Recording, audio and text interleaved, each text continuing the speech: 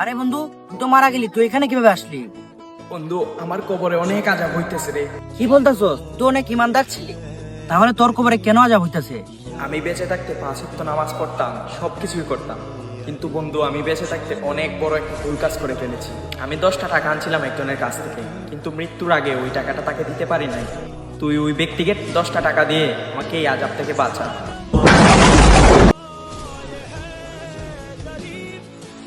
আহা, আচ্ছা, তুই কি মাইনের কাছে 10টা টাকা পাইতি?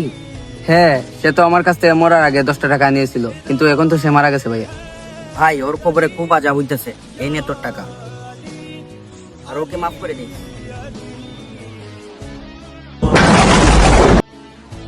আরে মাহিন, বন্ধু, তোর জন্য অনেক দোয়া রইল। এতদিন আমি কবরের আজাব সহ্য করছি, আজকে তোর জন্য আমি জান্নাতে প্রবেশ করতে পারবো।